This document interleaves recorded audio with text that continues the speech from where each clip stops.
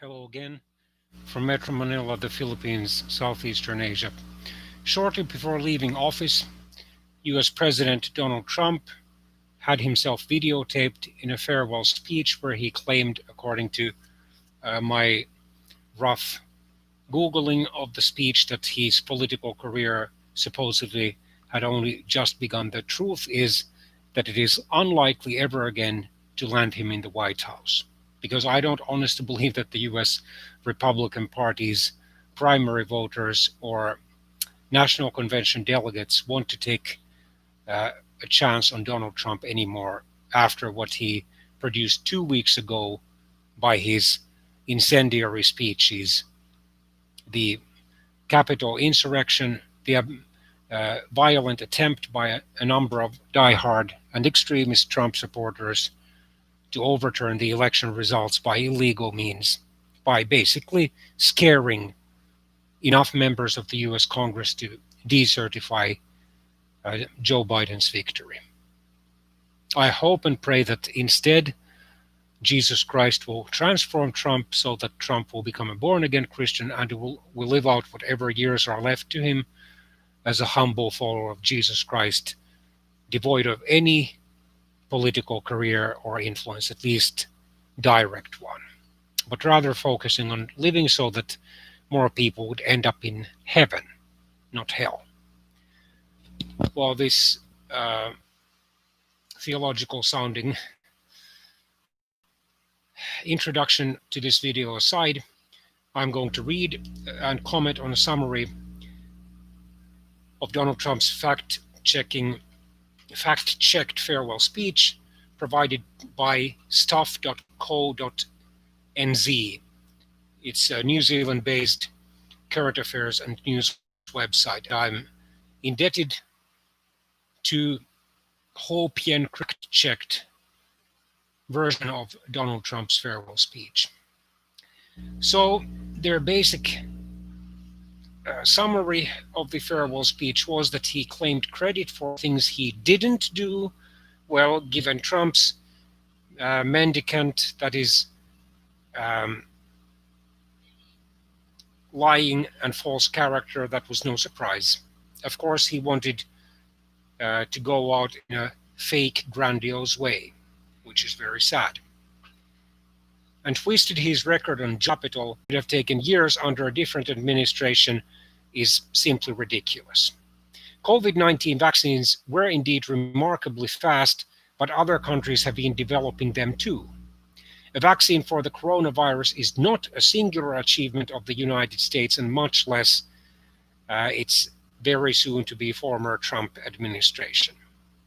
US drug maker Pfizer developed its vaccine in partnership with Germany's BioNTech, is chewing federal money or avoiding federal money for development succeeded. A vaccine by Moderna from the United States is also in widespread use. But Britain's AstraZeneca Oxford vaccine is being administered in several countries and are in late stages of testing worldwide. Then on veterans, the choice program passed. His predecessor, former US President Barack Obama of the Democratic Party, did. Trump instead expanded it. So again, Trump used his so-called positive hyperbole or whatever. In other words, he took credit for someone else's achievement that he had simply expanded. The program allows veterans to get medical care outside the Veterans Affairs system under certain conditions. And this wasn't the only time. There have been tens of other times when Trump has falsely tried to take credit for what actually his predecessor, Obama, whom he seems to hate and despise just as much as his successor, Biden, if not even more, actually did. On taxes, he claimed, we passed the largest package of tax cuts and reforms in American history. The facts: his tax cuts are not even close to the biggest in US history. His tax cuts amount to $1.5 trillion US dollars over 10 years. As a share of the total US economy, a tax cut of that size ranks 12th, according to the Committee for a Responsible Federal Budget. President Ronald Reagan's tax cut in 1981, according to that group, is the biggest, followed by the 1945 rollback of taxes that financed World War II. Post-Reagan tax cuts also stand among the historically significant ones. President George W. Bush's cuts in the early 2000s and Obama's renewal of them a decade later. Then on the economy, Trump claimed, "We also built the greatest economy in the history of the world." Well, you don't have to be an economist to know that that is simply a ridiculous and big lie. If that was the greatest economy in the history of the world, surely there would be millions of more people with secure jobs now. And surely the US would have accumulated a smaller federal deficit and added much less money to the already huge federal debt than was the case during the Trump administration, already during its first 3 years, which were indeed years of steady, although by no means exceptionally quick, economic growth. And there would not be millions of people now going hungry who still had jobs and a comfortable living by the US and Western and global standards 1 year ago.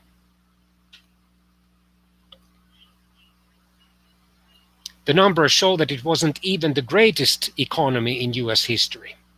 And actually, Donald Trump is the first president since the Depression-era President Herbert Hoover to leave office with fewer jobs than when he started. Did the US have the most jobs on record before the pandemic?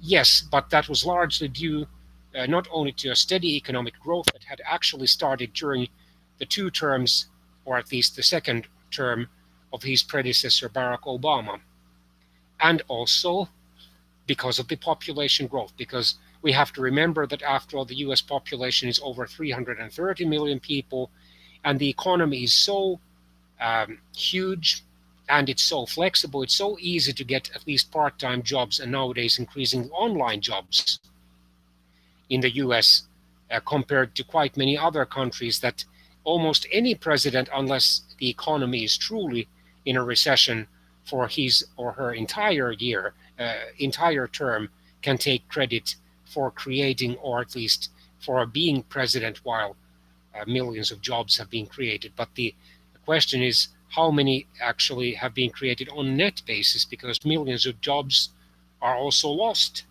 during the term of any US president. The 3.5% unemployment rate that was achieved in or around January 2020 before the recession was at a half-century low, but not at an all-time low. The percentage of people working or searching for jobs was still below its peak in the year 2000, the last full year of Bill Clinton's presidency. Besides, Nobel Prize-winning economist Paul Romer looked at Trump's economic growth record. Growth under Trump averaged 2.48% annually before the pandemic, only slightly better than the 2.41% gains achieved during Obama's second term. By contrast, the economic expansion that began in late 1982 and then continued until the first year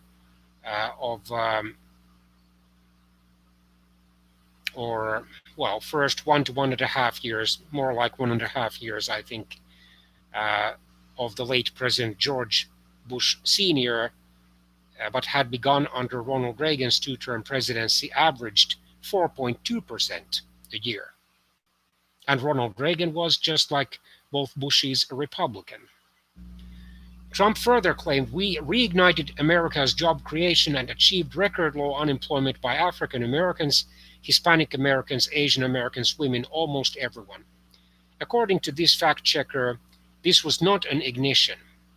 Job creation actually slowed in 2017, which was Trump's first year in office, to about 2 million, compared with nearly 2.5 million in 2016, which was Obama's last full year in office.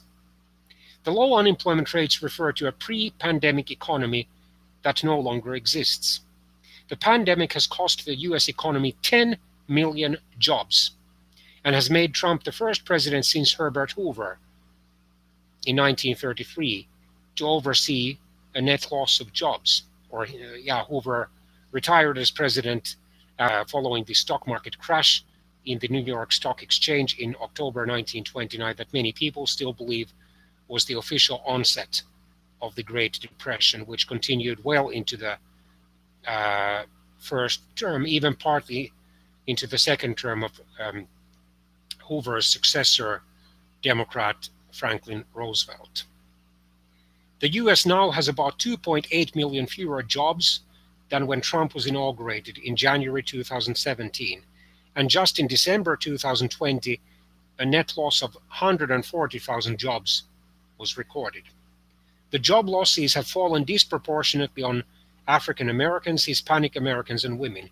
While it is true that, yes, temporarily, African Americans and probably Hispanic Americans and women had the lowest unemployment rates for many years, possibly even decades, the situation is much worse now than it was 1 year ago. Trump also claimed we rebuilt the American manufacturing base, opened up thousands of new factories, and brought back the beautiful phrase made in the USA. According to this fact checker, there are now 60,000 fewer manufacturing jobs in the US than when Trump took office. Despite the gains that were made before the pandemic, the manufacturing base had not exactly been rebuilt. Before the COVID pandemic started about 1 year ago, nearly 500,000 manufacturing jobs were added under Trump, somewhat better than the nearly 400,000 gained during Obama's second term.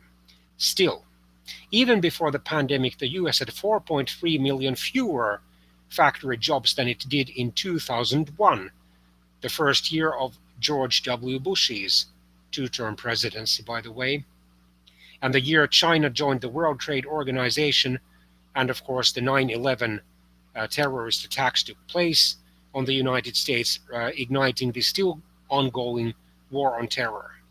And then a flood of cheaper imports from China entered the US also in 2001. What did Trump say or claim about the Capitol insurrection that happened 2 weeks ago? All Americans were horrified by the assault on our Capitol. Political violence is an attack on everything we cherish as Americans.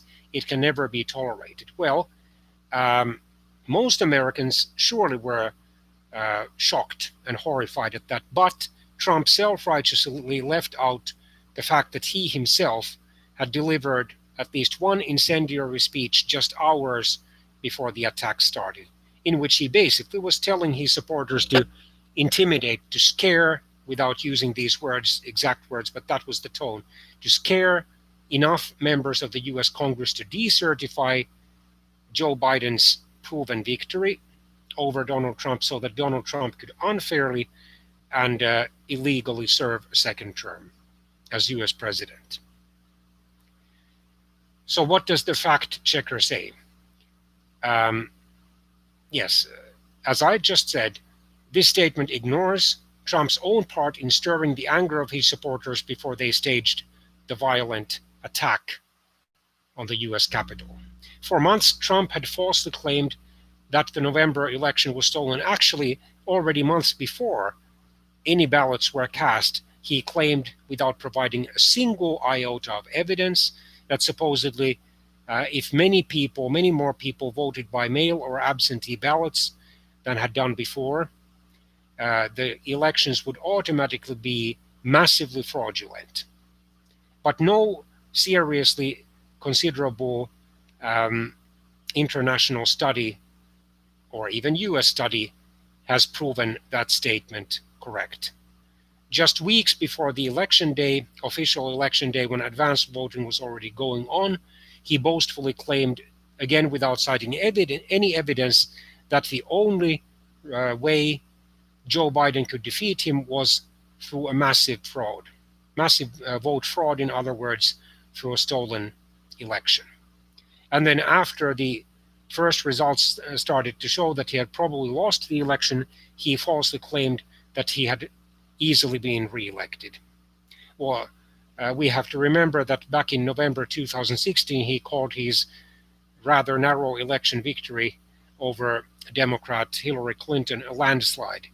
Never mind the fact that Hillary Clinton actually defeated him by 2% or almost 3 million votes in the popular vote, 48% to 46%. And never mind the fact that when the Electoral College met in December 2016, only 304 electors out of 538 voted for Donald Trump. 227 voted for Hillary Clinton, and the remaining 7 were so-called faithless electors voting for other candidates than the ones to whom they had been pledged. By contrast, in December 2020, despite the flurry of court cases that the Trump campaign had filed ever since early November 2020, 306 electors out of 538 voted for Joe Biden, only 232 for Donald Trump.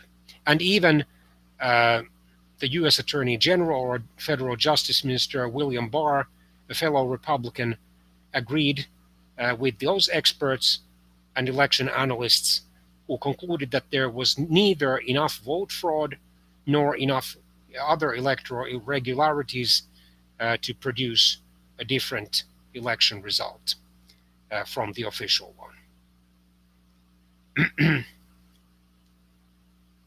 So Donald Trump invited supporters to Washington and then sent them off to the Capitol with the exhortation to fight like hell. And he should at the very least be fined for inciting that insurrection, or given, in my opinion, even a suspended prison sentence. Or alternatively, the US Congress should show enough civic courage to ban him from ever again seeking public elected offices. With the uprising still underway and the speed of the attack apparent from video and reports from the scene, Trump released a video telling them to go home now, while repeating this was a fraudulent election and adding, "We love you, you are very special." The US House of Representatives, just days before Trump's term ended, impeached Trump, although as a former president, of course, he can no longer be removed from office. The worst that can happen to him is that he will be banned for the rest of his life from ever again seeking at least federal public offices like those of the US president and vice president, accusing him, and correctly, of inciting an insurrection. Senate Republican leader Mitch McConnell, a Trump political ally for 4 years, said on Tuesday of this week that the Trump supporters were fed lies and provoked by the president and other powerful people, as indeed was the case. So what did Trump then claim on China? We imposed historic and monumental tariffs on China. Our trade relationship was rapidly changing. Billions and billions of dollars were pouring into the US, but the virus forced us to go in a different direction. According to this fact checker, this assertion is familiar and totally false. It is false, first, to suggest that the US never collected tariffs on Chinese goods before he took action. Tariffs on Chinese goods are simply higher in some cases than they were before the Trump administration. It is also wrong to suggest that the tariffs are being paid by China.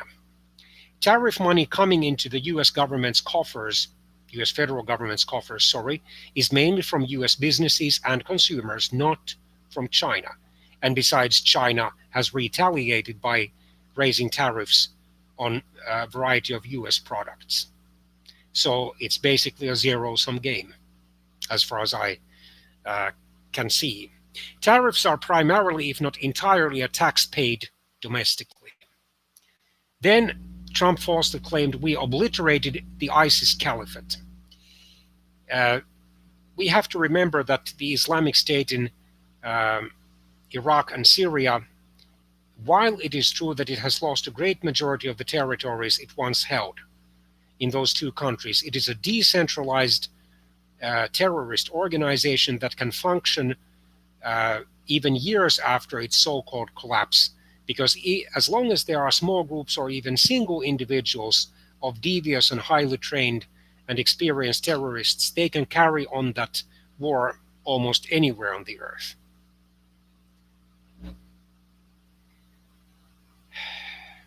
The Islamic State group, while it has lost a great majority of its territories, still poses a threat. The Islamic State was indeed was indeed defeated in Iraq in 2017, then lost the last of its landholdings in Syria in March 2019, marking the end of the extremists' self-declared caliphate. Still, extremist sleeper cells have continued to launch attacks in Iraq and Syria in recent weeks, and are believed to be responsible for targeted killings against local officials and members of the Syrian Democratic Forces. The continued attacks are a sign that the militant group is taking advantage of governments otherwise focused on the pandemic and the ensuing slide into economic chaos. The virus is compounding long-time concerns among security and United Nations experts that the group will stage a comeback. This report was based on sources obtained from the Associated Press. May God have mercy on Donald Trump and the rest of us.